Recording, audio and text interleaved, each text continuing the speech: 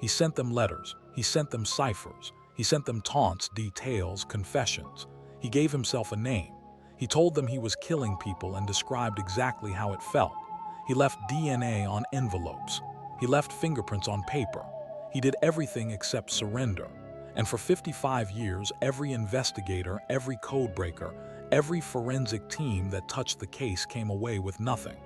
The Zodiac killer wanted to be found. And the world's most advanced law enforcement agencies could not find him. On November 22, 1987, in Chicago, someone interrupted a live television broadcast. They had spent tens of thousands of dollars on equipment.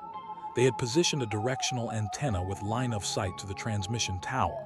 They had rehearsed. They executed the hijacking flawlessly, not once but twice, on 2 different networks in the same evening. The FCC investigated. The FBI investigated. The Chicago engineering community was canvassed. No suspect was ever named. No arrest was ever made. And whoever did it has never said a single public word about it in 37 years. In August 1994, it rained in Oakville, Washington. Not water. Translucent gelatinous blobs, roughly the size of rice grains, fell from the sky across 20 square miles. 6 times over 22 days. People who touched the blobs became ill. Animals died. The Washington State Department of Health analyzed samples. The results showed human white blood cells and gut bacteria, human biological material, falling from the sky over a small logging town in the Pacific Northwest. The source was never identified. The samples were eventually lost. The explanation was never found.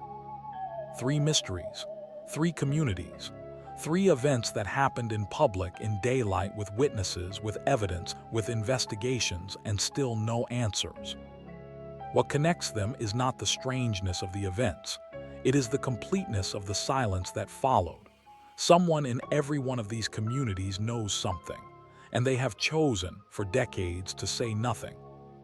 Tonight we go through everything that was found, and we ask why what was found was never enough. Let's begin with a killer who wanted to be famous, and achieved it in the worst possible way. The Zodiac Killer is the name given to an unidentified serial killer who operated in Northern California in the late 1960s. He is confirmed to have committed 5 murders, 3 in Vallejo, and 2 in the Lake Berryessa area and San Francisco. He claimed responsibility for up to 37 murders in his letters, though most of these additional claims have never been verified. What makes the Zodiac case unique in the history of American crime is not the number of victims. There are serial killers with far higher confirmed counts. It is the communications. Beginning on July 31, 1969, shortly after the murders of Darlene Ferrin and Michael Mageau in Vallejo on July 4th, the Zodiac Killer sent letters to 3 Bay Area newspapers simultaneously: the San Francisco Chronicle, the San Francisco Examiner, and the Vallejo Times-Herald. Each letter contained the same cipher, 1/3 of a 408-symbol cryptogram that the killer claimed, when decoded, would reveal his identity. He demanded the newspapers print the letters on their front pages, or he would go on a kill rampage, until he had claimed a dozen people. All 3 newspapers complied. Within days, a schoolteacher named Donald Harden and his wife Betty, working from their home in Salinas, decoded the cipher. It read in part, "I like killing people because it is so much fun. It is more fun than killing wild game in the forest. Because man is the most dangerous animal of all. To kill something gives me the most thrilling experience. It is even better than getting your rocks off with a girl." It did not reveal his identity. It was a manifesto, not a confession. The Zodiac sent a total of 4 ciphers. The 408 was decoded in 1969. The 340 cipher, sent in November 1969, was not decoded until December 2020, when a team led by software developer David Orenchak, working with a mathematician and a logistics expert, finally cracked it after years of analysis.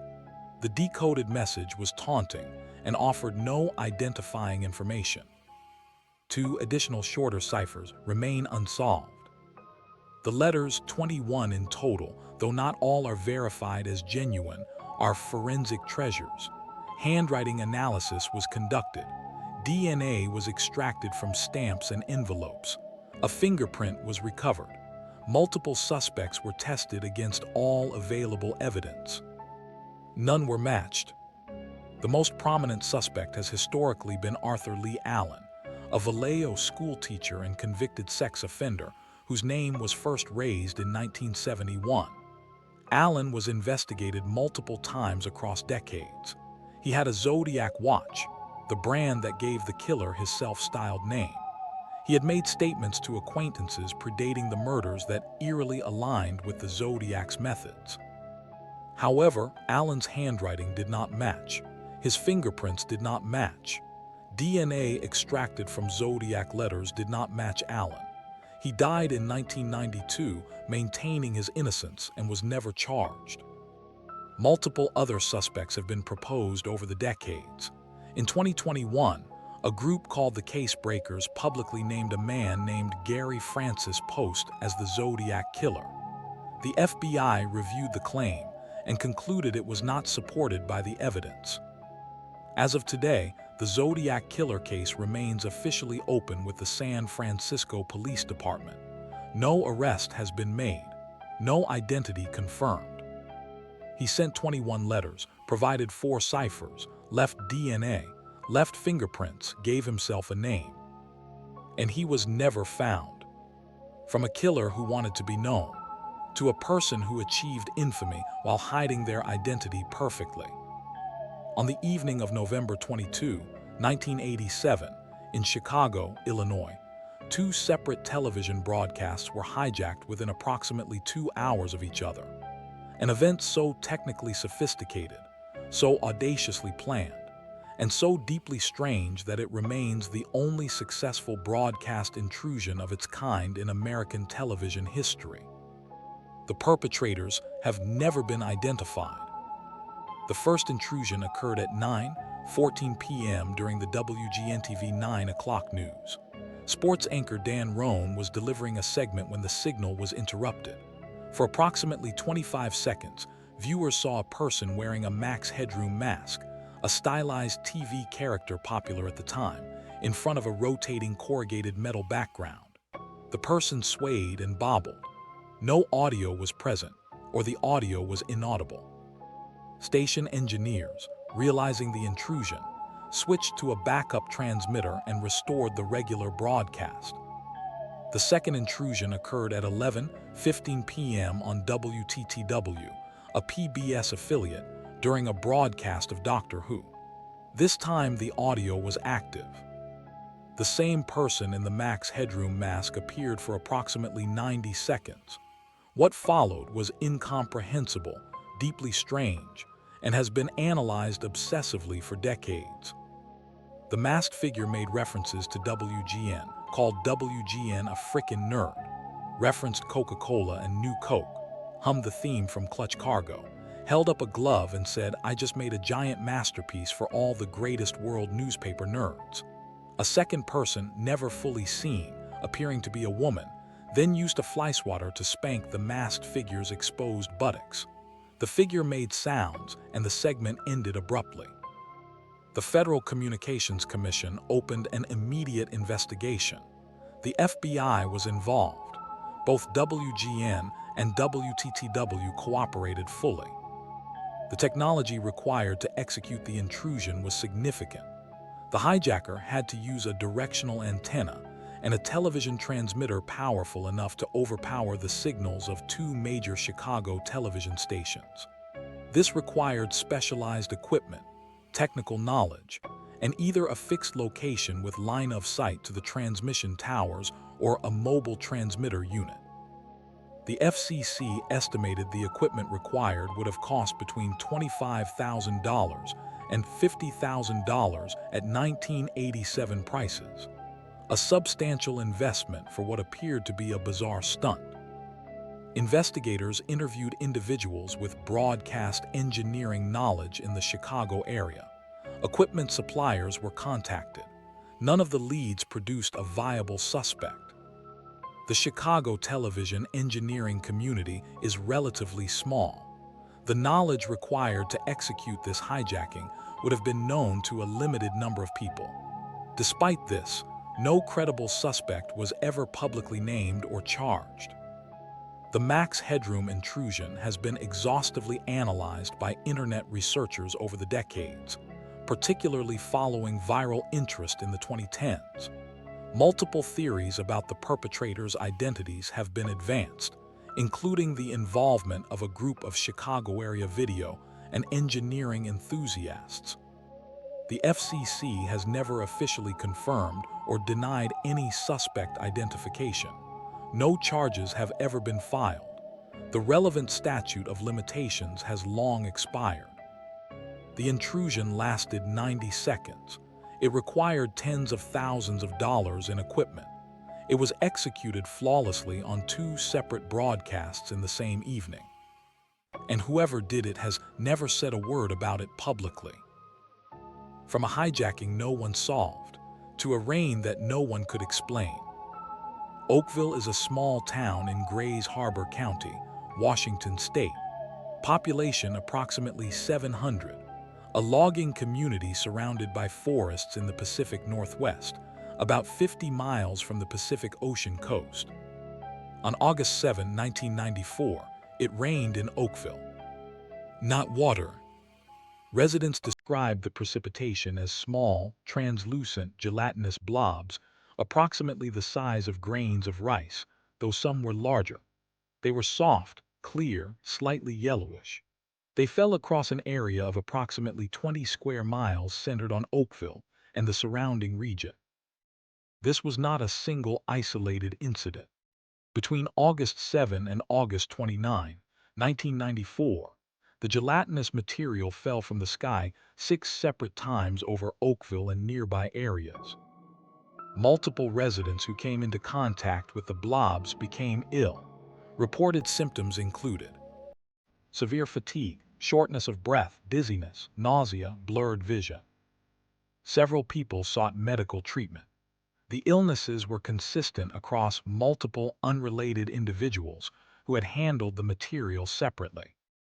Beverly Roberts, an Oakville resident, reported that her cats died shortly after the blobs fell, having come into contact with the material. A dog in the area also died. The Washington State Department of Health collected samples and submitted them for laboratory analysis. The results were deeply unusual. The blobs contained human white blood cells, specifically eosinophils and neutrophils, bacteria, including 2 types identified as Pseudomonas fluorescens and Enterobacter cloacae, both of which are associated with the human digestive system.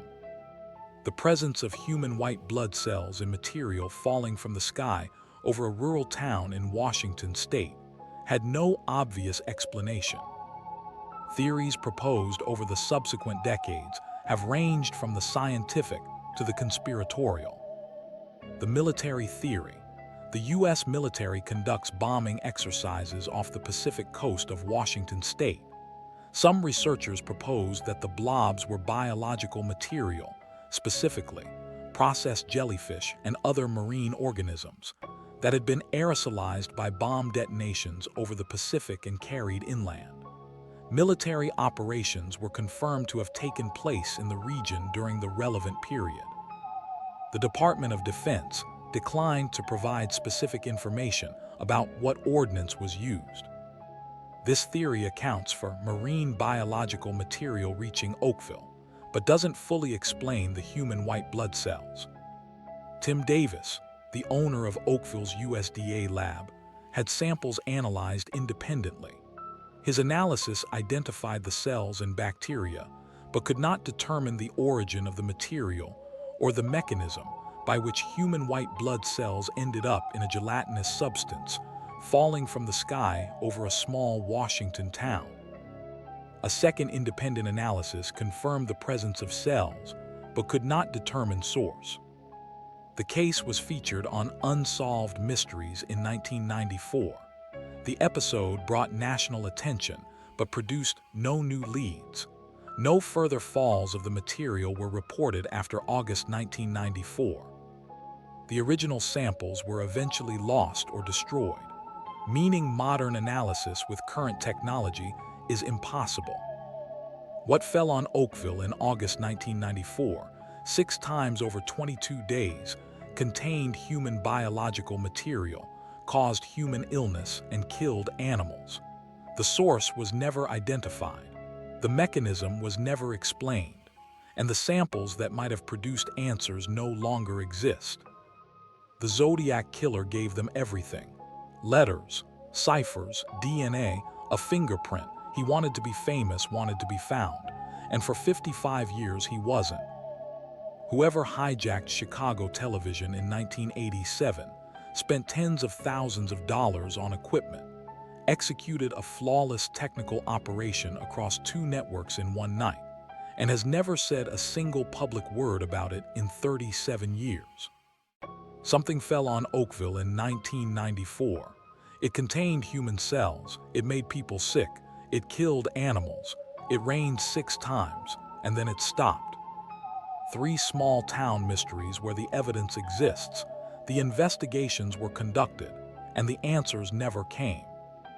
What they share, they happened in specific communities, small enough that everyone knew everyone, large enough that no one talked. Someone in Oakville might know what that rain was. Someone in Chicago might know who was behind that mask. Someone in Northern California in 1969 might know who the Zodiac was. Small towns keep secrets differently than cities. The secrets don't disappear, they just stay inside. Drop your theory below. If you've done research on any of these cases, share what you found. Subscribe to WhisprFrame for more small-town mysteries, where the secrets outlive the people who kept them. Because small towns have long memories, and some mysteries will only be solved when someone finally decides the secret is too old to keep.